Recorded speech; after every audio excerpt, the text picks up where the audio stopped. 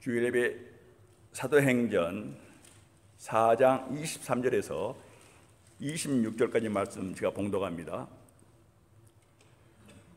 사도들이 노임에 그 동료에게 가서 제사장들과 장로들의 말을 다 고하니 저희가 듣고 일심으로 하나님께 소리를 높여 가로되 대주제여 천지와 바다와 그 가운데 만유를 지은 이시여 또 우리 주의 종 우리 조상 다윗의 입을 의탁하사 성령으로 말씀하시기를 어찌하여 열방이 분노하며 족속들이 허사를 경영하는고 세상의 군관들이 나서며 관원들이 함께 모여 주와 그 그리스도를 대적하도다 하신 이로소이다. 아멘.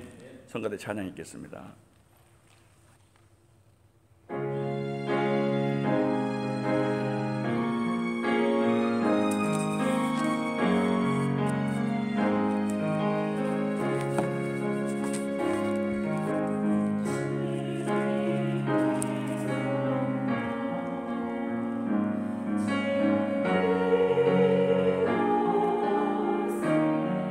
주여 할렐루야.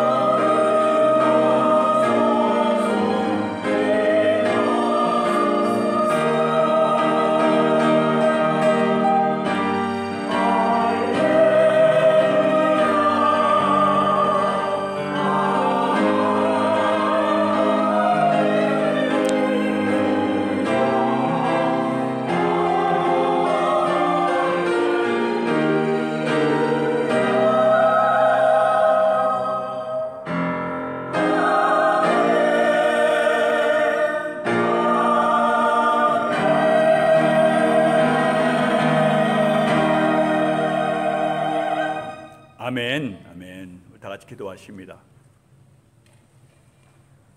이스라엘 백성 찬송과 예배 가운데 거하시고 영광 받으신 우리 하나님 아버지, 이 땅에 성령을 보내셔서 이처럼 몸된 계열을 세워주시고 하나님이 영원하신 구원사를 이루어 가신 우리 하나님 아버지, 오늘 또 성도 장로계 참으로 모든 권속들이 이처럼 성회로 모여서 하늘 보좌를 향하여 구원하신 하나님을 향하여 찬양 드릴 때에 성삼위 하나님께서 홀로 영광을 받으신 줄 믿습니다. 감사합니다. 하나님, 한 주 동안도 세상 나라 살 때에 찬송의 삶으로 살기를 원하오니 오직 한 주 동안도 우리 하나님 영광에 살아가는 우리 모두가 다 되게 하여 주시옵소서. 하나님, 신령한 삶을 살기를 원합니다. 그러기 위해서 하나님 영의 양식이 필요하오니 이 시간 하나님 말씀을 통하여 우리 모두에게 참으로 영혼의 양식을 주시기를 원합니다. 준비한 말씀에 기름 부으시고 하나님 영의 양식이 공급되게 하여 주시옵소서. 감사합니다. 우리 구주 예수 그리스도 이름으로 기도하옵나이다. 아멘. 베드로와 요한은 유대인들의 법정인 사내들인 앞에서 신문을 받았습니다. 그들이 재판에 해보되었던 것은 나사렛 예수 이름으로 안전뱅이가 고침받고 또 이 사건을 증거로 복음을 설교했기 때문이었어요. 그들은 법정에서 자신들의 입장을 주장했고 또 담대하게 복음 메시지를 전했습니다. 그들은 평범한 어부에다 많이 배우지 못한 무식한 사람들이었어요. 그러나 사내들은 앞에서도 위축되거나 두려워하기는커녕 담대하게, 분명하게, 확실하게 선언했습니다. 하나님 앞에서 너희 말 듣는 것이 하나님 말씀 듣는 것보다 옳은가 판단하라. 우리가 보고 듣는 것을 말하지 않을 수 없노라. 분명한 선언입니다, 여러분. 그러자 사내들은 기적 현장을 목격한 군중들의 눈을 의식해서 베드로와 요한을 풀어주지 않을 수가 없었다. 바로 그 내용까지 우리가 봤어요. 그들은 예수의 이름으로 계속 말을 하면은 다시 체포될 뿐 아니라 죽임을 당할 것이라는 협박과 경고를 주면서 베드로 사도와 요한을 풀어줬어요. 자, 이 두 사람이 이렇게 협박을 받고 풀려난 후에 오늘 우리 본문이 시작입니다. 그래서 오늘 본문을 보면은 오순절 이후에 회심해서 교회에 가입에 들어온 자들, 교회 연합대에 들어온 사람들과 그 무리들이에요. 동류라 하면은 교인들을 말하는 거예요. 그 무리에게 돌아갔어요. 돌아가서 사내들인 당국의 경고와 협박에 대해서 그들에게 알려주었어요. 그러자 그들이 즉각적으로 보인 반응이 무엇입니까? 24절을 보시기 바랍니다. 저희가 듣고 일심으로 하나님께 소리를 높여 가로되 대주제여 천지와 바다와 그 가운데 만유를 지으시오. When they heard this, they raised their voices together in prayer to God. 오늘 우리가 이 일에 관심을 갖는 것입니다. 바로 이 장면에 감격하는 거예요.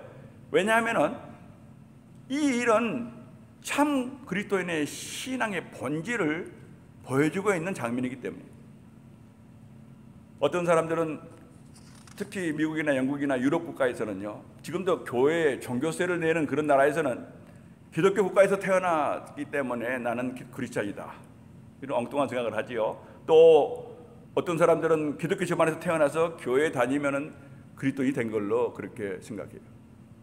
또 어떤 사람들은 일련의 성경 교리를 알고 반대하지 않고 이해하고 동의하고 또 그것을 그렇게 정말 좋은 말씀으로 받고 살면은 그리스도인이 된 걸로 생각해요. 또 어떤 사람들은 어떤 극적인 영적 체험을 하면 그리스도인이 된 것으로 이렇게 생각해요. 물론 기독교 국가에서 태어난 것도 복이에요. 그렇지 않은 경우에 비해서 기독교 집안에서 태어난 것은 엄청난 복입니다. 또 교리를 알고 또 이해하는 건 엄청난 복이에요, 여러분. 또 신령한 체험은 더 엄청난 복이에요, 여러분. 이 모든 것이 우리 신앙에 큰 도움이 되는 것도 많이 있어요. 또 어떤 것은 없어서는 안 될 중요한 요소들이기도 해요.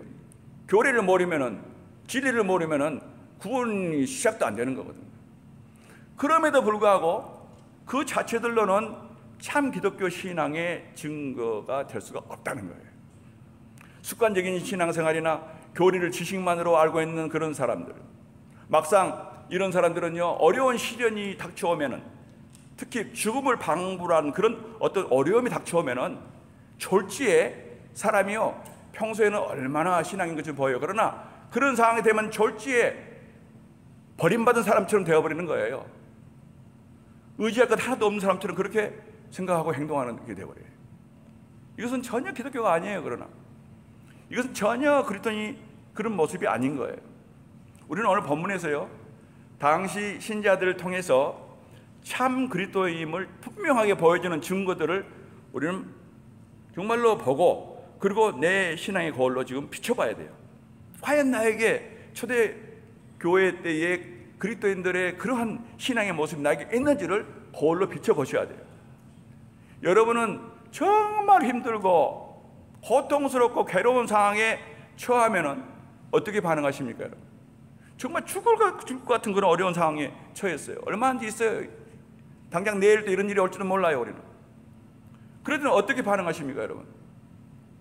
누구나 인생이 평탄하고요, 만사가 형통할 때에는요, 신앙생활 잘하는 것 같이 그렇게 생각하면서 삽니다. 그러다가 갑자기 큰 위기가 닥쳐오면요, 많은 사람들이 특히 형식적인 교회 생활을 한다든가, 또는 종교적인 생활을 했다든가, 또는 지식만의 신앙을 가지고 있는 그런 professed Christian, 자칭 크리스찬, 이런 사람들은 그 모든 것이 모두가 다 쓸모가 없는 것임을 절감하게 돼요. 아무 소용이 없다는 것을 정말로 깨달아 알게 돼요. 나에게 아무런 유익이 없어요, 그런 거예요. 이렇게 저와 여러분 앞에 갑자기 닥쳐오는 위기 상황들이 많잖아요. 시련과 역경과 공경과 가정 문제, 질병 문제, 무슨 파산, 죽음에 직면하는 순간도 많을 거예요, 여러분. 얼마나 여러 번 경험했을 거예요. 저는 나이가 좀 들었으니까 정말 죽음 앞에 직면한 경우도 정말 자주 있다는 거죠.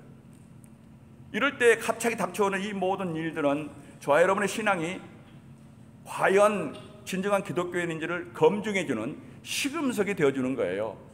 그래서 그런 시간, 그 귀한 시간을 그냥 모면하려고 안간힘 쓰는 게 아니라 기회를 이용해서 내 신앙을 살펴볼 수 있는 아주 가장 절호의 기회, 그럴 때 살펴보는 거예요.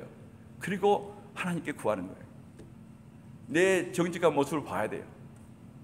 이것은 다른 어떤 것보다도 철저한 진정한 신앙의 검증 방법인 거예요. 지극히 정통신앙을 가지고 있는 사람들도요, 막상 견디기 힘든 어려움이 닥쳐오면 자신의 신앙이 아무 도움이 되지 못한다는 것을 발견하는 사람들이 얼마나 많은지요. 그럴 때는요, 우리의 선행이나 도덕성이나 무슨 이런 거 전혀 우리를 도와주질 못해요. 지탱해주질 못해요. 남에게 많은 선행을 베푼 일이라든가, 또는 우리의 절망감이나 고통을, 그런 것도 도와주질 못해요. 그래서 우리의 신앙이 진정한 기독교 신앙인지 아닌지 검증하는 궁극적인 방법, 가장 좋은 방법은 모든 길이 막히고 사면이 다 막히고 그 누구의 도움도 받을 수 없는 상황에 직면했을 때에, 그때 내가 어떻게 반응하며 행동하느냐, 열심히 살펴보시기 바랍니다. 여러분 신앙의 진정한 모습 거기에 바로 있습니다. 그렇다면 진정한 그리스도인이라면 어떻게 반응하는 것입니까? 오늘 본문에 그 현장이 생생하게 소개되고 있지요. 생명을 위협하는 사내들인의 협박에 직면한 초대교회 교인들이 즉각적으로 보인 반응이 무엇이든가를 오늘 봅니다. 그리고 여기서 우리는 교훈을 받아야 돼요. 24절 다시 보시면요, 저희가 듣고 일심으로 하나님께 소리를 높여 가로되, 그들은 복음 전파를 막으려는 당국의 경고와 협박에 대해서 듣자마자 다른 거 안 했어요. 곧 간절한 기도를 통해서 하나님을 찾는 거예요. 기도에 대해서 본질적으로 좀 생각해 봅니다. 어떤 사람들은요, 성도의 신앙생활에서 가장 힘든 것은 기도 생활이에요. 기도 생활처럼 힘든 게 없어요. 진정한 기도를 하기가 그렇게 힘들고, 그리고 기도를 통해 사람이 우리가 허락하신 그 모든 복을 누리기가 그렇게 힘들어요. 어떤 사람들은 오랜 시간 무릎 꿇고 앉아 있으면서 그러면서 자기는 스스로 기도하겠다고 생각해요. 30분이고 1시간이고. 그러나 사실 이런 사람들은요, 그동안에 머릿속에 온통 이 생각 저 생각 세상 생각으로 막 하다가 가진 상상 다 하는 거예요. 몸만 앉아 있는 거예요. 대부분 이런 사람들은. 하나님이 다 알고 계세요. 은밀한 중에 다 보고 계세요. 또 어떤 사람들은요, 생각 없이 말만 막 반복하고 있으면서 자신은 기도하고 있다고 생각해요. 그러나 주님은 분명히 너희는 기도할 때에 이방인과 같이 증언부언하지 말라, 호응이 되고 막 증언부언하는 거예요. 저희는 말을 많이 하여야 들으실 줄 생각하느니라. 우리 열왕기 하에 보면은 정말 바알 선지자들이 갈멜산에서 대결할 때 얼마나 증언부언하고 막 하늘에 대고 날이잖아요. 엘리야가 얼마나 조용했습니까? 바로 그런 모습이에요. 우리가 그런 모습을 하고 있을 수가 있다는 거예요. 증언부언. 다시 한번 정직하게 우리 자신을 돌아봅니다. 우리도 주기도문으로 기도할 때에 단 한마디의 의미도 제대로 새겨보지 않고 주르륵 외워볼 때가 얼마나 많아요, 여러분. 정말 그건 가증스러운 모습입니다, 여러분. 만약에 이런 나쁜 습관이 고쳐지지 않으면요, 차라리 주기도문으로 기도하지 마세요. 줄줄줄줄 외워서 그걸로 기도하는 걸로 끝내라고요. 그러나 여러분, 주기도문은요, 마디마디 한마디가 여러분 묵상하면서 조금만 천천히 기도해 보세요. 그러면서 그 의미만 생각해 보세요. 그러면요, 정말 이것처럼 은혜스러운 기도가 없는 거예요. 진리가 막 충만해져요, 여러분. 하나님과 온전한 교제를 막 인도하러 가는 거예요. 하늘과 땅 차이에요, 여러분. 줄줄줄줄 그러지 마세요. 또는 단순히 기도의 말을 하는 것이 기도가 아닙니다, 여러분. 절망적인 상황에는 어찌할 바 알지 못할 정도의 상황이 되면요, 많은 사람들이 공포와 절망 상태에서 정신없이 기도말을 막 쏟아냅니다. 급하고 막 패닉 상태에서요. 마치 여행이라도 바랐다 그렇게 막 누구한테 기도하는지도 몰라요. 지금 허공에 대고 막 기도말을 하는 거예요. 무슨 일이 일어나기를 바라면서 허공에 대고 기도말을 하는 거예요. 여행을 바라고 그런 마음으로 누구한테 기도하는지도 몰라요. 기도는요, 두 사람이 대화예요. 지금요, 두 인격이. 그런데 전혀 그런 관심이 없어요. 그건 기도가 아니지요. 여러분, 이런 모든 것들은 기독교의 기도가 전혀 아닙니다. 아무리 백날 해봐 소용없어요. 믿지 않은 사람들이 옛날 우리 조상들이 마당에다가 정화수 떠놓고 비나에 담은 거 똑같은 거예요. 장소만 교회죠. 안 받으세요? 그건 기도가 아니죠. 오늘 우리 본문에 나오는 초대교회들의 모습은 기독교의 참된 기도의 특징들을 보여주고 있고 참된 신앙의 특징을 보여주고 있는 거예요. 그래서 우리에게 중요한 교훈을 주잖아요. 베드로와 요한을 비롯한 초대 교인들은요, 나사렛 예수를 전하는 자들은 체포해서 없애버리겠다고 협박을 받고 있는 그런 상황이에요. 지금 심각한 상황입니다.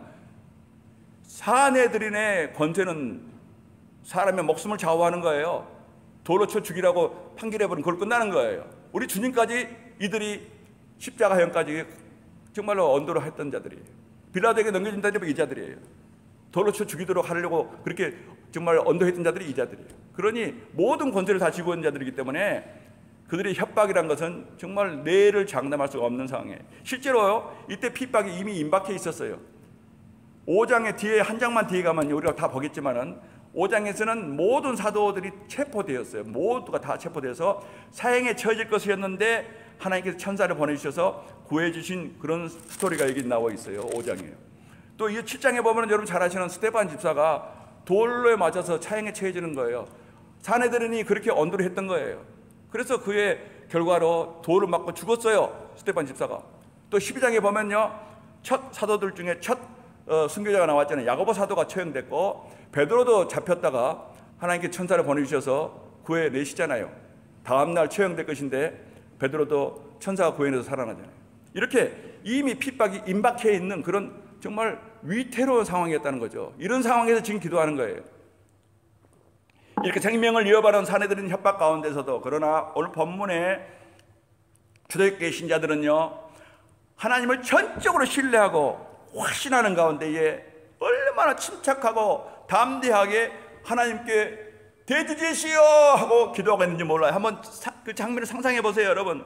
지금 죽으냐 사느냐 이런 상황이에요, 지금요. 그런데 즉시 하나님 아버지 대주제시여 온 우주 만유의 주인이시여 이렇게 그러면서 이어서 그들은 시편 2편을 또 인용하면서 기도하잖아요. 일심으로 이렇게 했잖아요. 일심으로 호모티마돈이란 말이에요. 이것은 with one mind. 당신은 성령 충만한 그런 때이기 때문에, 성령의 강한 역사이기 때문에 성령의 역사로 모두가 한 마음으로 연합이 되어서 일심으로 기도하는 거야. 그들은 단순히 무릎을 꿇고 판에 박힌 기도 문구를 반복한다거나 중얼중얼 되지 않았어요. 전혀 그렇지 않았어요. 그들은 즉시 하나님을 찾았어요. 아버지를 찾았어요. 하나님, 바로 대주제시여. 그리고 소리 높여서 그분께 아뢰입니다. 전적으로 하나님 신뢰합니다. 절대적인 확신을 가지고 아뢰는 거예요. 이것이 바로 그리스도인의 참된 기도의 모습이에요. 이 점은 우리 성도들에게 매우 중요합니다. 여러분, 우리는 낯선 세상, 불확실한 세상, 위기의 세상, 일시적이고 덧없는 세상에 살고 있다는 거죠. 그래서 우리는 언제라도 위기 상황을 맞을 수가 있어요. 특히 하나님 영광에 사는 사람들은 더욱 그래요. 많은 핍박이 오고 많은 어려움이 온다는 거죠. 그럴 때마다 우리가 하나님께 무언가를 구할 때에 우리는 바로 오늘 이 초대교회 신자들처럼 해야 돼요. 즉시 주저하지 않고 하나님을 찾는 거예요. 하나님께 아뢰는 거, 신뢰하며 아뢰는 거예요. 우리가 처한 모든 상황 전체를 그대로 올려드리는 거다. 다 맡겨드리는 거예요. 사내들이를 맡겨드리는 거예요. 하나님, 복음 영광을 위해서 우리가 정말 이제 전파를 해야겠는데 사내들이 이렇게 방해하려 합니다. 그리고 우리는 생명의 위협을 받고 있습니다. 하나님, 맡아주옵소서. 전체로 신뢰함으로 드리는 거예요. 이것이 바로 초대교회 그리스도인들이 했던 기도 간구의 모습이잖아요. 그러면 무조건 신뢰하고 올려드리면 되는 것입니까? 아니죠. 물론 초대교회 신자들이 이렇게 철저하게 신뢰하는 가운데에 하나님께 기도로 나아갈 수 있었을 때에는 그 이유가 있는 거예요. 그것은 바로 그들의 하나님을 아는 지식, 바로 이거예요. 하나님 아는 지식이 충만한 거예요. 지금 여러분, 이들은 하나님에 대해서 생생한 지식, 산 지식을 가지고 있는 거예요. 지금. 그래서 사내들에 의해서 목숨을 위협받고 있는 극한 상황에서도 이들은 놀라운 확신 가운데 하나님을 너무 잘 알기 때문에, 하나님에 대한 지식이 있기 때문에 하나님께 정말 신뢰함으로 확신 가운데 담대하게 나아가는 거예요. 두려워하지 아니하고. 이들에게서 그 어떤 놀람도 우리는 볼 수 없어요. 흥분도 볼 수 없고 공포도 찾아볼 수가 없어요. 이들은 하나님을 그만큼 잘 알고 확신 가운데 신뢰함으로 담대하게 지금 나아가고 있는 거예요. 여러분, 기독교 신앙의 최고의 목적은요, 우리로 하여금 하나님을 아는 지식에 이르는 게 하는 데 있음을 믿으시기 바랍니다. 만약에 이 지식에 충분히 이르지 못하고 있다면, 자칭 그리스도인이라 하면서 이 지식에 충분히 이르지 못하고 있다면 이 사람의 신앙은 제가 아무리 조심스럽게 표현한다 해도 정말 불완전한 신앙 상태에 있다고 하지 않을 수가 없다는 거죠. 그럼 신앙이 아닐 수도 있어요. 하나님 아는 지식에 정말 우리가 충분한 양만큼 좀 넘어가야 돼요. 왜냐하면 성경은 그리스도인을 정의할 때요, 모든 그리스도인, 성경에 말하는 그리스도인은 하나님을 알고 있는 자라고 그렇게 성경 말씀이 증거하기 때문이에요. 갈라디아서 4장 8절을 이하를 읽어드리면요, 사도 바울이 바로 이 사실을 갈라디아 교회들에게 이렇게 말하고 있습니다. 너희가 그때에는, 믿지 않을 때에는, 이방인일 때는 하나님을 알지 못하여 본질상 하나님이 아닌 자들에게 종노릇하였더니 구원받기 전입니다. 그러나 이제는, 지금은 교회 안에 들어와 있는 너희는, 구원받은 너희는 이제는 너희 그리스도인 너희들은 너희가 하나님을 알 뿐 아니라 하나님의 아신 바 되었거늘 너희가 어찌하여 다시 약하고 천한 초등학문으로 돌아가서 다시 저에게 종노릇하려 하느냐고 책망하고 있는 거예요. 너희는 이미 하나님을 안 바 됐고 하나님께서 너희를 아신 바 되셨다 하고 그리스도인의 정의를 이렇게 하고 있는 거예요. 여러분, 하나님을 아는 지식, 이것이야말로 그리스도인의 신분의 가장 중요한 본질임을 믿으시기 바랍니다. 하나님 아십니까, 여러분? 생명을, 정말 생물을 자유하는 문제의 문제는요. 왜 그렇습니까? 우리 주님 말씀을 다시 읽어드릴게요. 요한복음 17장 3절 말씀에 영생은 곧 유일하신 참 하나님과 그의 보내신 자 예수 그리스도를 아는 것이니이다. 아멘. 영생이에요. 바로 여러분 영생 소유하고 계십니까? 그렇다면 여러분은 하나님 아버지와 그의 아들 예수에 대해서 여러분 알면서 자라가야 돼요. This is eternal life, that they may know you, the only true God, and Jesus Christ, whom you have sent. 얼마나 중요한 얘기입니까? 영생은 다른 게 아니에요. 성도에게는 영생은 예수 그리스도 아는 것이고 하나님 아는 것이에요. 그 지식이에요. 그걸 믿는 믿음이에요. 오늘 본문의 초대교회 성도들을 보면서 그리스도인들이 가지고 있는 바 하나님을 아는 지식 너무 중요해요. 우리 신앙이 너무 중요해요. 여러분, 여러분이 아무리 열심히 신앙을 살고 열심히, 정말 열심히 헌신하고 열심히 기도를 하고요, 열심히 예배 참여해도 다 정말 좋은 일이에요. 그럼에도 불구하고 여러분이 이걸 없다면 이것은 심각한 문제예요. 가장 핵심이 없는 거예요. 생명이 없는 거예요. 하나님을 모르면 생명이 없는 거예요. 그래서 핵심이 없는 공허한 것밖에 안 되는 거예요. 그래서 이게 그렇게 중요한 거예요. 오늘 본문에서요, 우리가 무엇보다도 먼저 발견하게 되는 사실은 초대교회 신자들은 하나님을 참으로 살아 역사하시는 바로 인격체이심을 분명하게 알고 있었다는 사실이에요. 그들은 하나님이 다른 존재가 아니에요. A person. 24절에 보면요, 저희가 듣고 일심으로 하나님께 소리를 높여 가로되 대주제시여, 천지와 바다와 그 가운데 만유를 지으신 분이시여. 이들은 막연하게 허공에 대고 대상도 없이 소리 지르는 게 아니에요. 그들은 살아계신 한 인격체, a person, 그분에게 자신들의 문제를 가지고 나가는 거예요. 자신들이 분명히 알고 있는 그분 앞으로 지금 가지고 나가는 거예요. 이 심각한 문제를. 생명이 위태롭잖아요. 진지하게 가지고 심각하게 가지고 나가는 거예요. 지금 그분에게. 여러분, 이것은 바로 우리 기도의 본질이고 우리 신앙의 본질이고 오늘 본문 기사에서 가장 먼저 우리가 발견할 수 있는 정말 귀한 교훈입니다. 이것은 우리 신앙에 얼마나 중요한 요소인지 몰라요. 여러분, 아무리 무섭고 아무리 두려운 상황에 처하게 된다 하더라도 우리에게는 언제든지 이런 현실이 다가와요. 머뭇거리지 아니하고 너무나 자연스럽게 전적인 신뢰와 확신과 담대함으로 살아계신 하나님 앞에 막 나아가는 것이야말로 기독교의 참된 신앙의 증거인 줄 믿으시기 바랍니다. 초대교회 당시에 교회에 연합된 이방인들은 이 사실을 너무 잘 알았어요. 그들은 그리스도인이 되기 전에는요, 대부분 우상을 숭배했던 자들이었어요. 갈라디아 교인들이나 에베소 교인들 다 마찬가지예요. 다 이방인 교회들 아닙니까? 예루살렘 교회 빼놓고.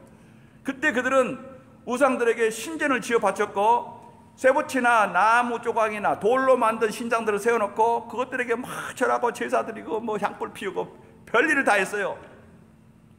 그들은 규칙적으로 그 앞에 나가서 절하면서 예배에 참석했고 그들의 종교에서 큰 의미를 찾았지만, 그러나 사실은 그들은 아무것도 섬긴 것이 아니었어요. 왜냐하면 그것들은 모두가 생명이 없는 죽은 것들이었다는 거죠. 아무것도 아니었다는 거죠. 그래서 오히려 우상 숭배자들이 우상을 위해서 온갖 것을 다 해줘야 됐어요. 우리 기독교는 하나님께서 우리에게 100% 다 해주는 것인데, 구원은 하나님 100% 하나님의 일이에요. 하나님이 다 해주시는 건데, 그 우상 숭배는 거꾸로 우상 숭배자들이, 우상들은 아무것도 못하니까 숭배자들이 막 이것저것 다 해주는 거예요. 우상들은 아무것도 못하니까 가만히 있는 거예요. 얼마나 우스꽝스러운 모습입니까, 여러분? 교회 안에 들어온 이방인들이요, 그 당시 이방인들이 이 사실을 깨달았을 때 얼마나 기가 막혔을까. 내가 그동안 그렇게 열심히 섬겼던 것이 알고 보니 나무 조각이라니. 기가 막혔을 거예요. 그래서 이들은 살아계신 하나님을 이제 만났다는 거죠. 자신의 독생자를 보내주셔서 나를 피값 주고 사셔서 나를 구원하신 그 하나님, 살아계신 하나님, 이렇게 얼마나 감격했겠냔 말이에요. 이와 관련해서 사도 바울은요, 믿음이 좋기로 소문난 데살로니가 교인들을 칭찬하면서 그들을 이렇게 소개합니다. 성경에 그들이 우리에게 이르기를, 너희가 어떻게 우상을 버리고 하나님께로 돌아와서 살아계시고 참되신 하나님을 섬기며, 너희가 그동안에 섬겼던 우상은 다 버리고 이제 하나님께로 돌아와서 사신 하나님, 살아계신 하나님, 참되신 하나님을 너희가 섬기고, 또 죽은 자들 가운데서 다시 살리신 그의 아들이 하늘로부터 강림하심을 기다린다고 하니 내가 정말로 기쁘다. 너희가 정말 살아계신 하나님을 섬기고 참되신 하나님을 섬기게 됐더니 얼마나 너희에게는 복이냐. They tell us about you, how you turn to God from idols to serve the living and true God. 아멘. Living and true God을 마침내 이방인들이 알게 된 거예요. 그러니 얼마나 기뻤겠습니까? 나무 조각에서 이제는 한 인격체로 넘어온 거예요. 실이 바뀐 거예요. 그런데 놀라운 사실은요, 지금 이 시대도 교회 안에는 살아계신 하나님을 알지 못하고 생명 없는 신, 죽은 신을 섬기고 있는 교인들이 많다는 데 문제가 있는 거예요. 지금요. 그것이 이제 우리의 마음을 아프게 만드는 거예요. 우리의 현실이에요. 그것. 나도 그 중에 하나일 수가 있다는 거예요. 여기에 문제가 있는 거예요. 지식과 학문이 발달한 이 시대에 인격적인 하나님을 믿기 더 힘들어졌어요. 관념적인 신을 섬기는 사람들이 너무나 많은 거예요. 저는 개념적인 어떤 추상 명사적인 그런 하나님을 자꾸 섬기려고 그래요. 저는요. 하도 사람들이 많이 배워가지고.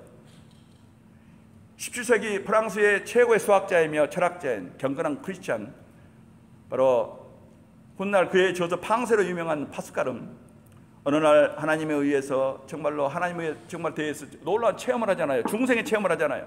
살아계신 하나님을 체험했다는 거죠. 그동안은 책상에 앉아서 맨날 명상하고 이래서 하나님을 묵상하고 성경 말씀도 맨날 펴놓고 정리하고 무슨 묵상 명상에 잠겼어요. 이랬던 거 사색에 잠겼어요. 그래서 거기서 하나님을 자꾸 찾으려고 했어요. 그러나 어느 날 밤에 그게 아니었어요. 살아계신 하나님이 역사하신 거예요. 놀라운 체험을 하게 된 거예요. 그래서 그날 밤에 그의 기록은 이렇습니다. 오늘 밤에 나는 마침내 철학자의 하나님이 아니라 아브라함의 하나님, 이삭의 하나님, 야곱의 하나님을 마침내 만났다. 아멘 하면서 이때부터 파스칼이 막 변한 거예요. 팡세를 막 쓴 거예요. 살아계신 하나님이에요. 알고 봤더니 관념적인 하나님이 아니라 살아계신 인격체 하나님이시라는 것을 막 너무 신명이 나서 막 이제 이게 신앙이 된 거예요. 파스칼의 이 고백은 오늘날 우리가 살고 있는 이 시대에 가장 결박하게 필요한 교훈인 것입니다. 왜냐하면은 오늘날 많은 교인들의 문제는요, 살아 역사하고 계신 하나님을 인격적으로 알지 못하는 데 있기 때문이에요. 우리가 섬겨야 할 하나님은요, 신학자들의 하나님도 아니고 철학자들의 관념적인 하나님도 아니고 지식적인 하나님도 아니라는 거예요. 이 시대에 하나님에 대한 이상한 가르침이나 자료들이 얼마나 많은지 몰라요. 사람들의 사색을 통해서 생겨난 이상한 가르침들이 너무나 많다는 거예요. 기독교 서적 가보세요. 이상한 가르침이 너무나 많은 거예요. 어떤 사람은요, 하나님은요, 우리 인간의 신은 우리 인간의 궁극적인 실체라는 ultimate being is God. 이 철학 용어를 써가면서 궁극적인 그런 실체라느니 또는 인간의 잠재 능력의 원천이라느니 마치 뉴에이지 같은 사상들이에요. 또 어떤 사람은 하나님 어떤 파워가 같이 생각해요. 파워, 힘, 능력. 또 하나님은 사랑 그 자체라는 거예요. 추상명사화시켜서 하나님 이퀄 러브라는 거예요. 추상명사화시키는 거예요. 자꾸 개념으로 자꾸. 그러나 이런 관념적이고 추상적인 신은요, 오늘 초대교회 신자들 보세요. 한번 자신들의 심각한 문제를 지금 가지고 나왔어요. 그리고 그들은 그 앞에 하나님 앞에 나와서 살아계셔서 일하고 계시고 하나님 앞에 나와서 정말로 하나님 앞에 이걸 내려놓고 있는 거예요. 하나님 맡아주옵소서, 일하여 주시옵소서 이러는 거예요. 지금요, 살아계신 하나님을 지금 찾아온 거예요. 관념적인 이 사람들은요, 특히 오늘날 교회 안에 이 자유주의 신학자들은요, 하나님의 인격을 부인하고 무시합니다. 여러분, 그들이 하나님의 인격을 인정한다는 건 너무 힘든 일이에요. 그들은. 왜냐하면 말이 안 되기 때문에. 대신에 그들은 사랑 그 자체가 하나님이라는 거예요. 그러니까 사랑이 있는 것이면 하나님이라는 거예요. 뭐 친절하고 온유함이 있는 것이 거기에 하나님이라는 거예요. 이렇게 자꾸 이상한 얘기를 한다는 거죠. 또 많은 교인들이 거기에 좀 영향을 받아서 그렇게 추상화시키는 하나님을 자꾸 섬기려고 하는 거예요. 얼마나 철학적이고 이 시대 사람들이 좋아하는 지성적이고 그렇단 말인지 몰라요. 그러나 여러분, 감사하게도 그런 것들은 다 거짓말이에요. 감사하게도 우리가 믿고 있는 하나님께서는 비인격체가 아니세요. 살아계신 인격체 아브라함, 이삭, 야곱의 하나님을 믿으시기 바랍니다. 너무 중요한 교리고 우리 신앙의 핵심이 돼야 돼요. 살아계신 하나님이세요. 하나님께서는 어떤 추상적인 개념이나 신학적인 지식이 아니시며 또한 이교도들이 나무나 돌로 만들어 세우는 화상은 더더욱 아니에요. 하나님께서는 호렙산에서 모세에게 나는 스스로 있는 자니라 에헤 아셔 에헤 I am who I am 라고 분명히 자신의 이름을 I am이라고 말씀하셨어요. I am 에고 am이 성경에 얼마나 강조되는 이름인데요. 나는 스스로 자존한 하나님이세요. 영원 전부터 누구의 도움도 안 받으시고 홀로 스스로 행동하시고 스스로 일하고 계시는, 스스로 생각하시고 피조물들을 늘 초월해 계셔서 또 온 피조 세계를 또 보존하시고 참여하고 계시는 살아 역사하시는 하나님이세요. 아무 도움 필요 없어요. 오직 홀로 한 분이시 하나님이세요. 영원 전부터 사신 분은 하나님밖에 안 계세요. 그런 분을 어떻게 관념적이고 개념적이고 추상적으로 그렇게 전락시킨단 말이에요. 여러분, 저와 여러분이 섬기는 하나님은 혹시나 관념적인 하나님이 아닌가 살펴보시기 바랍니다. 살아계신, 정말 여러분이 기도하러 나갈 때요, 아버지 앞에 나간다면, 하나님을 의식한다면 그 앞에서요 별 행동을 다 할 거예요. 울기도 하고 또 정말 하나님께 말씀드리기도 하고요, 또 듣기도 하고요, 또 잠잠히 또 하나님 말씀 기다리기도 하고요, 이럴 거예요. 남들이 보면 미쳤다고 그럴 거예요. 그러나 그 정상이에요. 그게 눈에는 안 보이는 영이신 하나님이시지만 거기 계시는 거예요. 대화를 나누는 거예요. 그래서 지금 이 초대교회 신자들의 모습을 보세요. 하나님 앞에 지금 그대로 아뢰고 있는 거예요. 문제를 그대로, 생명이 달린 문제를 지금 맡기고 있는 거예요. 이 장면을 깊이 한번 묵상해 보세요. 우리 본문의 어려운 상황에 처한 사도들과 초대교회 신자들은요, 정말 살아 역사하고 계신 하나님, 그들이 어떤 상황에 처했든지 정말로 있는 모든 걸 다 너무 잘 알고 계신 하나님, 또 그 상황을 처리할 수 있는 그런 능력이 충분히 있으신 그 하나님을 지금 부르면서 문제를 지금 넘겨드리고 있는 거예요. 첫 번째입니다. 살아계신 하나님, 확실한 믿음. 두 번째 뭡니까? 그들이 지금 능력 있는 기도가 됐던 건 두 번째 뭐예요? 그들의 신앙의 능력이 신앙의 두 번째. 그들 바로 하나님 아는 지식. 두 번째는 바로 하나님의 전능하심을 그들이 알고 있다는 거예요. 하나님께서는 전지전능하신 창조주 하나님이심을 철저하게 믿었다는 거예요.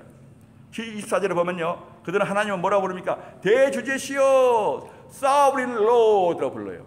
대주제라고 번역된 말은요, 절대적인 능력과 주권을 지니신 Master, Lord란 말이에요. 주, 절대 능력, 절대 주권이요. 그 누구도 간섭할 수 없는 그런 절대적인 주권. 이 의미가 바로 대주제라고 번역이 된 거예요. Despotes. NIV 성경은 잘 돼 있어요. Sovereign Lord라고 그랬어요. 절대 주권을 가지고 계신 주님. 이렇게 이 호칭은요, 그래서 무한한 끝이 없는 절대적인 권위와 힘을 나타내고 있는 칭호인 거예요. 즉 오늘 본문의 초대교회 신자들은요, 그들이 기도하고 있는 그 대상, 그분은 온 우주 만유의 주제이신 전능하시고 절대 주권을 지니고 계시는 하나님이심을 확신한 가운데 대주제시여, 데스포테스라고 부르면서 지금 기도하고 있는 거예요. 여러분, 아무리 무섭고 어려운 상황이라도 주저하지 아니하고 전적인 신뢰와 확신과 담대함으로 이 대주제 앞에 나가는 것이야말로 기독교의 참된 본질임을, 신앙의 본질임을 믿으시기 바랍니다. 좋아요. 여러분 어떻습니까? 여러분 생각해 보세요. 힘든 상황에 처했을 때 우리는 하나님을 정말로 아뢰고 좀 어필하고 또 하소연도 하고 신앙입니까? 아니면은 그저 그냥 해보는 그런 기도입니까? 우리가 어려움과 시련에 처했을 때에 초대교회 신자들처럼 우리도 좀 전능하신 하나님, 하나님은 죄악된 일이 아니라면 내 간구를 반드시 들으시고 해결해 줄 수 있는 전능하신 하나님이시다. 바로 이 하나님을 정말 우리가 바라보고 있느냐? 이것이 바로 기독교인 거예요. 초대교회 이 신도들도 그리스도인 되기 전에는요, 그렇게 할 수 없었어요.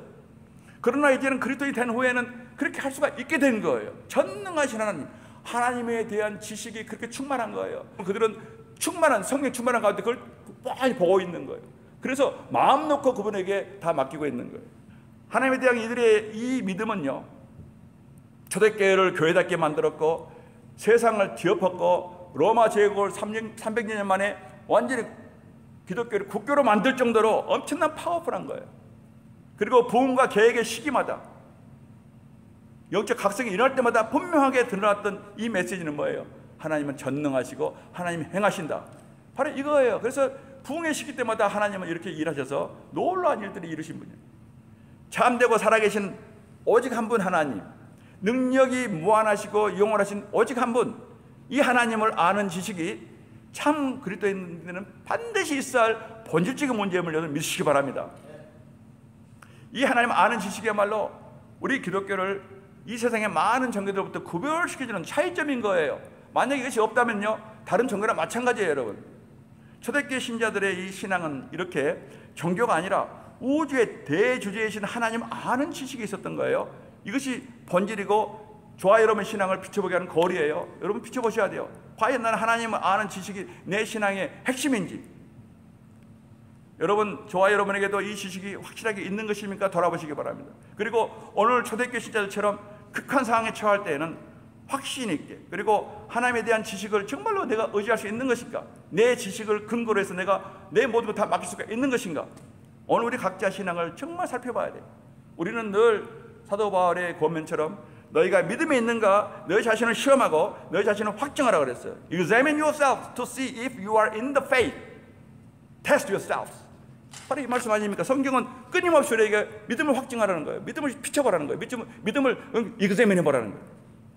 그렇다면 우리는 어떻게 이 지식에 이룰 수 있는 것입니까? 자, 몇 가지만 더 생각하고 마치겠습니다. 우리는 어떻게 이 지식에 이룰 수 있는, 이게 중요한 문제잖아요. 이 하나님을 아는 지식은 어디에 기초를 두고 있어야 하는 것인가? 그냥 무작정 우리가 이 사람한테 배우고 저 사람 배우고 뭐 성경에서 내가 배우고 이러면 되는 것입니까? 어디에 기초를 두고 있어야 가장 올바른 그런 하나님에 대한 지식이 나에게 주어지는 것인가? 어떻게 하나님을 바로 알아서 오늘 이 초대교회 신자들이 어려움에 처할 때 기도했던 것처럼 그분을 정말로 바라보고 그 인격체에게 내가 정말 믿음으로 기도할 수가 있는 것인가? 오늘 본문을 통해서 보면요, 크게 두 가지가 나오잖아요. 첫째로 피조 세계를 통해서 우리가 알 수가 있어요.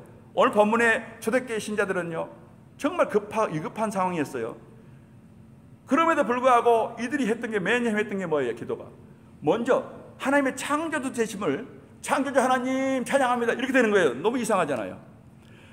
그들이 가장 먼저 위급한 상황에서 기도했던 것은 하나님의 창조주 되심을 찬양합니다 하고 자신들의 신앙 고백을 하고 있는 거예요. 창조주 하나님, 한번 들어보세요. 여기 24절에요.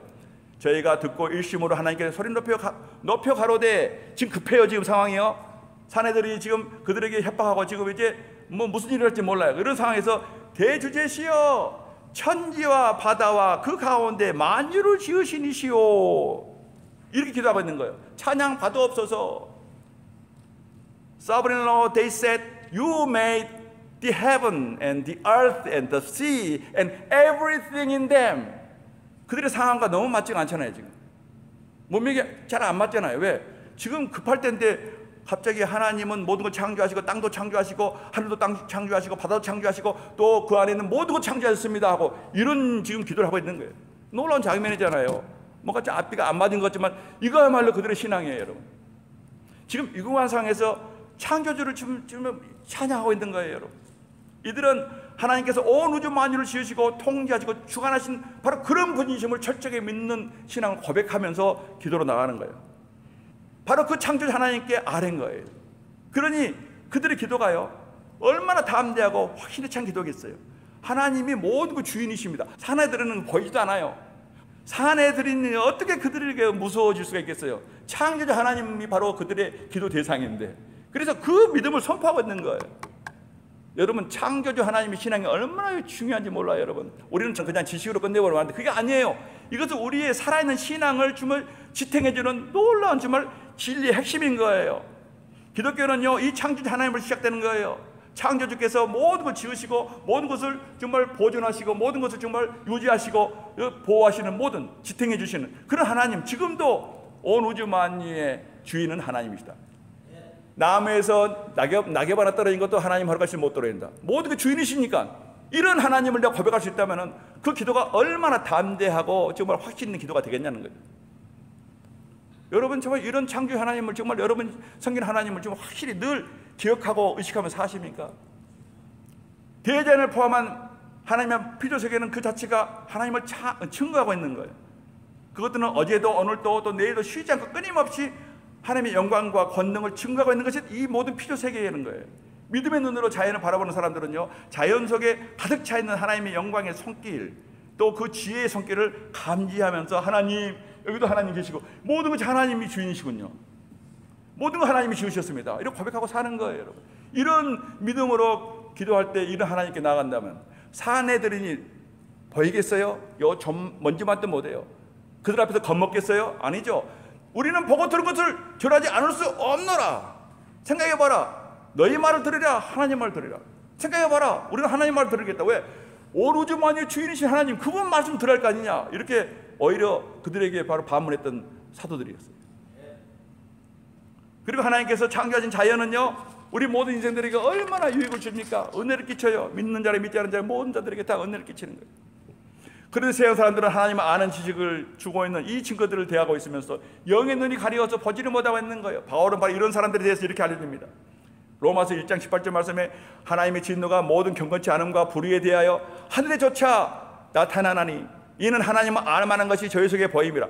하나님께서 이것을 저에게 보이셨느니라. 창세로부터 그의 보이지 아니하는 것들, 곧 그의 영원하신 능력과 신성이 그 만드신 만물의 피조물에 분명히 보여 알게 되나니 그러므로 저희가 핑계치 못할지니라. 아멘.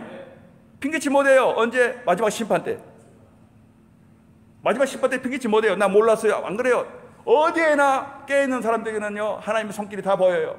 하나님이 모든 그 주인임을 다 이걸 늘 의식하게 되는 거예요. 사도행전 14장에 보면요, 바울이 루스드라에서 기적을 행했을 때에 사람들이 그를 신인 줄 알고 숭배하려고 해요. 그러자 바울이 그들에게 외쳐 알려주고 있습니다. 사도행전 14장 15절 말씀에 여러분 어찌하여 이렇게 하느냐? 우리는 신이 아니다. 우리도 너희와 같은 성령을 가진 사람이라. 너희에게 복음을 전하는 것은 이런 헛된 일을 버리고 우상이나 미신을 믿는 모든 사람을 또 숭배하는 이런 것 다 버리고 천지와 바다와 그 가운데 만유를 지으시고 살아 역사하고 계시는 하나님께로 돌아오게 하려 함이니라. 아멘. 핵심이에요, 여러분. 하나님께서 복음을 통해서 하시는 게 뭐예요? 바로 만유를 지으시고 살아계신 하나님께로 우리를 불러 모으시기 위해서 하는 거예요. 창조주 하나님의 이 중요성이 이렇게 대입되고 있어요. 하나님을 믿는 것은요, 창조주 하나님을 믿는 거예요, 먼저. 그래야만 우리의 믿음이 얼마나 큰 담력이 생긴지 몰라요. 온 우주 만유의 주인이신 하나님께서 내 원수가 나를 아무리 괴롭혀도 원수마저도 하나님의 장중에 있는 거예요. 이것이 믿어진다면 우리가 얼마나 담대하게 하나님을 의지하겠습니까? 히브리서 기자도 당시 공경에 처해 있는 초대교회 때 성도들에게 이렇게 권면합니다. 히브리서 11장 3절 말씀에 믿음으로 모든 세계가 하나님 말씀으로 지어진 줄을 우리가 아나니. 모든 세계가요, 하나님 말씀으로 지어진 줄을 우리 믿는 자는 다 안다는 거예요. 보이는 것은 나타난 것으로 말미암아 된 것이 아니라 보이지만 그러나 모든 것 하나님의 말씀으로, 보이지 않게 하나님의 말씀이 역사에서 오늘날 눈에 보이는 것들이 창조된 것이라는 거죠. 여러분, 우리는 아무것도 없는 데서 우연히 진화한 세계에 살고 있는 것이 아니지요. 만유에 계시고 만유 가운데 계시고 모든 영광을 받으시기에 합당하신 전능하신 창조주께서 만드신 세상에서 우리도 살고 있고 사는 애들도 있는 거예요. 바로 이것이 바로 진실이에요. 이것을 믿는 믿음으로 하나님 앞에 나가는 거예요. 오늘 본문 이 초대교회 신자들은요, 바로 이 온 우주 만유의 주인이신 크신 창조주 하나님께 바로 나아가서 기도하고 있는 거예요. 그러니 산에 들으니 염두에 있겠습니까? 전혀 없어요. 얼마나 담대하게 확신하고 있는 그들의 모습인지 몰라요. 이렇게 하나님을 아는 지식은 첫 번째 소스는 하나님의 피조 세계로부터 시작되는 거예요. 그래서 이 신앙이 우리에게 분명하게 있어야 돼요. 창조주 하나님, 온 우주 만유의 주인이신 하나님, 그 하나님께 나아가 기도할 때 바로 여기에 확신과 담대함이 생겨요. 두 번째 소스, 하나님을 아는 지식을 우리에게 주는 두 번째 소스가 뭡니까? 너무나 잘 알잖아요. 25절 26절 말씀이에요. 보세요. 또 주의 종 우리 조상 다윗의 입을 의탁하사 성령으로 말씀하시기를 어찌하여 열방이 분노하며 족속들이 허사를 경영하는고 세상의 관원들이 나서며 관원들이 함께 모여 주와 그 그리스도를 대적하도다 하신 이로소이다. 아멘.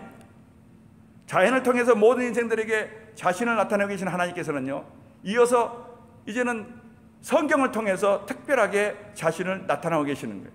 오늘 이 말씀 다윗이 주님이 계셨던 그보다 1000년 전에 예언으로 시편 말씀 2장의 말씀 아닙니까? 시편 2편의 말씀 아닙니까? 우리 인생들이요, 자연을 통해서 하나님을 봐야 되는데 보지 못하기 때문에 이성이 어두워지고 감성이 어두워져서 정말 깨달음이 얻은 인류는요, 이제 자연만으로는, 피조세계만으로는 하나님 깨달아 알기가 불가능해졌어요. 그래서 하나님께서는요, 인생들이 하나님을 알 수 있도록 이렇게 특별한 계시예요. 특별 계시에 이 성경 말씀을 여기다 이렇게 꼼꼼하게 기록해 놓으신 거예요. 어떤 신학자는 이 일을 두고 이렇게 묘사합니다. 우리 인류에게 두 권의 귀한 책을 하나님께 선물로 주셨는데 하나는 큰 책이고 하나는 작은 책이다. 큰 책은 온 우주 만유의 바로 이 피조 세계를 말하는 것이고 작은 책이란 바로 여기 이 성경을 말하는 거예요. 이 두 가지 선물을 주셨다는 거예요. 둘 다 중요해요. 왜? 둘 다 하나님을 나타내시고 하나님을 알려주고 하나님을 계시하고 있기 때문에 이 둘은 너무 중요한 거예요. 그래서 신학자들은 바로 이 큰 책은 일반 계시, 자연을 보고, 그리고 작은 책은 특별 계시라 부르잖아요. 일반 계시, 특별 계시. 오늘 본문 얘기에는요, 시편 2편이 인용되고 있는 거예요. 이것은 다음 주에 하겠습니다. 근데 이 시편 2편을 인용하고 있는데 하나님을 아는 지식은 이렇게 성경 말씀에서 얻어지는 거예요. 그 중에서도 어느 본문의 초대교회 시자들처럼 이 예언 말씀을 붙잡고 이것이 그들의 믿음이에요. 그들의 믿음의 근거가 어디 있습니까? 이 예언 말씀에 있는 거예요. 성경 말씀에 있는 거예요. 하나님에 대해서 지식이 바로 이 예언 말씀, 성경 말씀에서 그들에게 주어진 거예요. 이것을 믿는 믿음으로 그들이 기도하니 얼마나 담대한 기도가 되겠냐는 거죠. 시편 2편 여러분 기억나실 거예요. 나사렛 예수가 태어나시기 바로 1000년 전에 이스라엘 왕 다윗이 예언했잖아요. 이 시편 2편에서 그의 후손으로 오실 메시아를 예언하고 있었잖아요. 어찌하여 열방이 분노하며 민족들이 허사를 경영하는고? 세상의 군왕들이 나서며 관원들이 서로 꾀하여 여호와와 그 기름 부은 바들 대적하며 우리가 그 맨 것을 끊고 그 결박을 벗어버리자 하는도다. 하늘에 계신 자가 웃으시며 주께서 저희를 비웃으시리로다. 당시 초대 교인들은요, 이런 모든 예언을 다 알고 있었다는 거예요. 사도들이 가르쳤어요. 여러분 기억나실 거예요. 교회 안에서 사도들의 가르침을 열심히 매일 받았다는 사실이 우리 2장에서 확인했어요. 그래서 사도들이 이걸 가르치는 거예요. 메시아 예언실을 다 가르쳐서 이런 모든 사실들을 알고 있는 것이 그들의 하나님에 대한 지식으로 정말로 근거가 된 거예요. 여기에 보면 얼마나 많은 말씀이 있습니까? 하나님께서 내가 나의 왕을 내 거룩한 산 시온에 세웠다 하시니라. 내가 영을 전하노라. 여호와께서 내게 이르시되 너는 내 아들이라. 메시아께 하신 말씀이에요. 오늘날 내가 너를 낳았도다. 네가 철장으로 저희를 깨뜨리며. 당시 교인들은 이걸 다 알았다는 거예요. 사내들이 아무리 권세가 있더라도 하나님의 아들께서 때가 되면 철장으로 모든 걸 다 부신다는 거예요. 질그릇같이 부수리로다 하시도다. 그런즉 군왕들아, 사내들이나 왕들아, 너희는 지혜를 얻으며 세상에 가는들아 교훈을 받을지어다.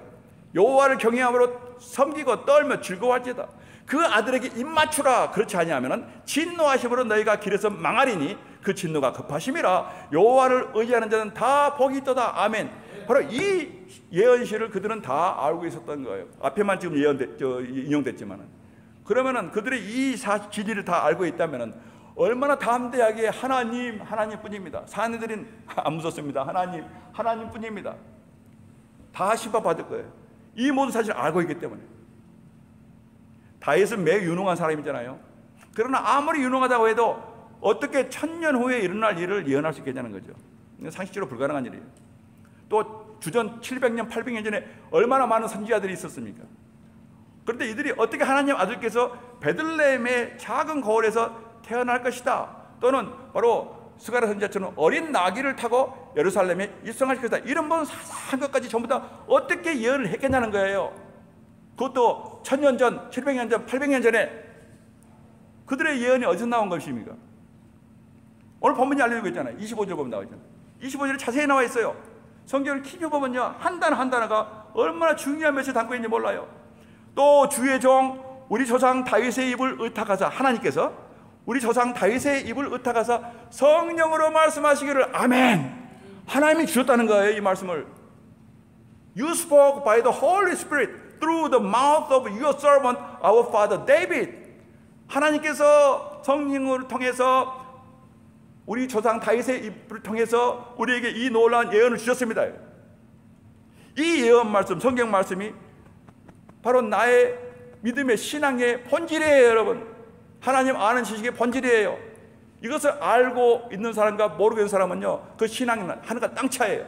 기도도 능력이 하늘과 땅 차이에요, 여러분. 이 사실을 믿고 있는 사람은 기도할 때 얼마나 능력 있는 기도를 하겠냐는 거예요. 왜냐하면 모든 말씀을 믿는 믿음으로 기도하기, 하나님의 말씀을 근거로 기도하기 때문에. 이와 관련해서 훗날 사도 베드로는 이렇게 알려줍니다. 베드로서 1장 21절 말씀에 이 예언들은 언제든지 사람의 뜻으로 낸 것이 아니요 오직 성령의 감동하심을 입은 사람들이 하나님께 받아 말한 것임이니라. 아멘. Prophecy never had its origin in the will of man, but man spoke from God, and as they were moved by the Holy Spirit. 하나님이 주신 말씀이라는 거예요. 그래서 하나님 말씀을 정말로 믿는 믿음으로 내가 하나님 지식을, 정말 하나님에 대한 지식을 쌓아가면서 그 지식을 근거로 내가 기도도 하고 정말로 우리가 봉사도 하고 복음도 전하고 이런다면 얼마나 능력 있는 정말로 모든 헌신이 되겠냐는 거죠. 여러분, 오늘 초대교회 그리스도인들은요, 정말로 믿음으로 이 모든 것을 하나님에 대한 지식을 근거로 해서 기도했던 거예요. 우리는 무작정 기도하면 안 되잖아요. 오늘 초대교회 교인들이 정말 기도하는 모습은 계시를 받고 근거가 있는 기도예요, 여러분. 무작정 기도가 아니고 내 마음대로 기도한 게 아니에요. 하나님 말씀을 근거로 기도하고요, 또 자기가 모든 피조세계에서 받은 모든 계시를 받으면서 확신 가운데에 인격적인 주님을 찾아서 기도하고 있는 거예요. 그러니 그 기도가 얼마나 능력 있는 기도가 되겠다는 거죠. 우리는 이런 말씀을 많이 듣잖아요. 오직 예수 그리스도의 은혜와 저를 아는 지식에서 자라가라. 베드로후서 3장 말씀이에요. 사도 베드로가 얼마나 강자인지 몰라요. 사도 베드로가 뭐라고 그래요? 간단한 아이들같이 너희는 순전하고 신령한 젖을 사모해라. 자라가야 한다는 거예요. 하나님 아는 지식에 자라가라는 거예요. 말씀을 통해서. 이는 이로 말미암아 너희로 구원에 이르도록 자라게 하려 함이라. 얼마나 중요한 말씀이에요. 이렇게 한다면 우리가 기도도 마찬가지고 헌신도 마찬가지고 모든 것이 다 능력이 있는 그런 신앙이 되는 거예요. 여러분, 이 말씀을 다시 한번 오늘 심령에 깊이 새기시고 오늘부터 새롭게 맥체인 성경 읽기를 시작하시기 바랍니다. 그래야만 여러분의 기도가요, 바로 오늘 이 초대교회 성도들처럼 정말로 여러분이 하나님 아는 지식을 정말로 베이스로 해서 여러분이 강구도 기도도 하고 또 헌신도 하고 복음도 전한다면 얼마나 능력 있는 그런 신앙생활이 되겠냐는 거죠. 우리 기도합시다. 여러분 신앙 어떤 신앙입니까? 우리가 들어야 되는 기도는 어떤 기도입니까, 여러분? 살아 역사하고 계시는 하나님께 드리는 기도입니까, 여러분? 오늘 사도행전이 증거하고 있는 이 초대교회 성도들의 신앙을 통해서 저와 여러분 신앙을 정말 철저하게 오늘 살펴봐야 돼요. 이것을 예민해 봐야 돼요. 우리는 이 문제를 심각하게 생각해야 돼요, 여러분. 그래서 우리의 신앙이 정말 날이 갈수록 성경적인 신앙이 돼야 돼요. 여러분 기도합시다. 정말로 하나님의 특별한 계신 이 성경을 늘 가까이 하시고, 그리고 정말 하나님 아는 지식이 자라기를 아주 사모함으로 또 한 주간 살아갈 때에 여러분 정말 말씀을 사모하는 사람들, 또 하나님의 지식을 정말 쌓아가는 이 신앙을 정말 가장 소중히 여기는 그런 신앙을 힘쓰며 사시는 하나님, 그러한 정말 삶으로 인도하시고 그런 열심을 주시고 열정을 주시옵소서. 우리 다 같이 간절히 기도합시다. 할렐루야. 아버지 하나님, 우리의 사랑 감사합니다. 할렐루야. 우리 아버지여 하나님, 연약합니다. 성령에 도우소서. 하나님 아는 지식에 자라기 원합니다. 하나님을 더 알기 원합니다. 그리하여 능력 있는 기도도 하고 능력 있는 헌신도 하고 능력 있는 신앙도 살기를 원합니다. 하나님 도와주시옵소서. 하나님 아는 지식이 없으면 그리스도인이 아닙니다. 하나님 아는 지식에 자라가지 않으면 그리스도인이 아닙니다. 하나님 하오니 우리에게 주신 이 성경 말씀을 붙잡고 하나님 아는 지식을 참으로 넘치도록 아버지 하나님 우리가 열심으로 이루어갈 수 있도록 인도해 주시 간절히 기도합니다. 하나님 아버지 감사합니다. 할렐루야. 우리 아버지 하나님 홀로 영광 받으시며 한 주 동안도 말씀 참으로 아버지 충만한 가운데 살아갈 수 있도록 인도하여 주시옵소서. 아버지 하나님 감사합니다. 우리 하나님 아버지, 하나님을 아는 지식에 자라기 원하오니 사랑하시는 참으로 성도교의 모든 권속들 이 열심과 열정으로 채워주시고 날이 갈수록 하나님 아는 지식에 자라가는 복된 삶으로 인도하셔서 기도, 모든 헌신, 모든 신앙생활을 능력 있게 할 수 있도록 인도하여 주시옵소서. 감사합니다. 예수님 이름으로 기도하옵나이다. 아멘. 다 같이 일어나서 함께 찬송하십니다.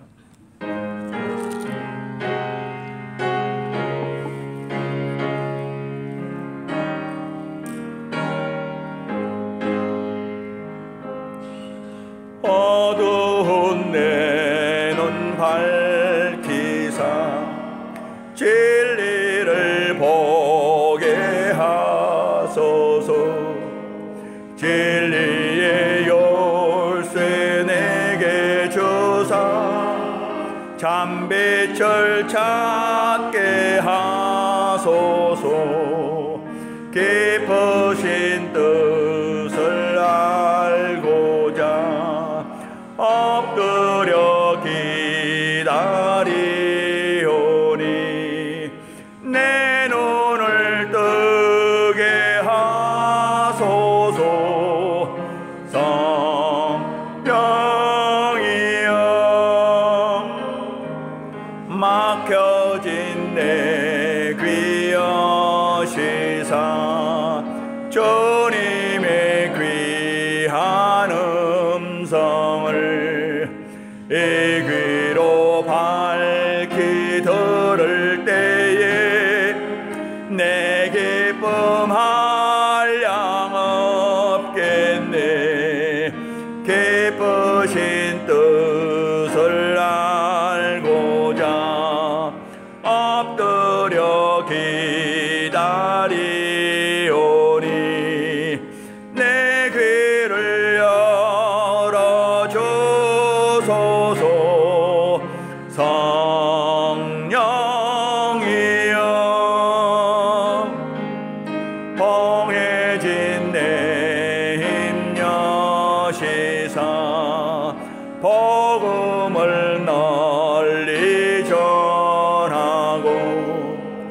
차가운 내 맘 녹여주사 사랑을 하게 하소서. 깊으신 뜻을 알고자 엎드려 기다리오니 내 입을 열어주소서. 성령이여.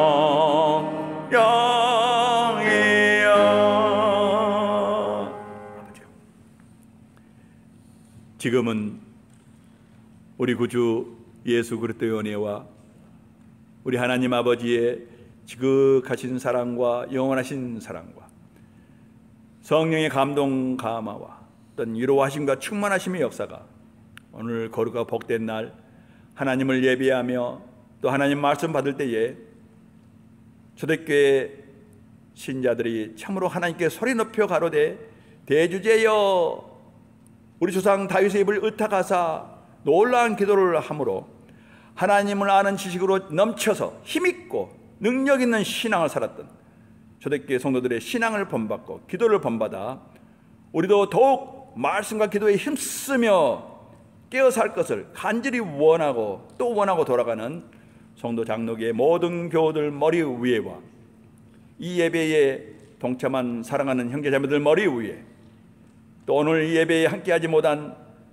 사랑하는 성도교의 권속들 머리 위에 그들의 삶의 현장과 인생길 위에 지금부터 영원토록 함께 있을지어다. 아멘. 할렐루야. 아버지 감사합니다. 주여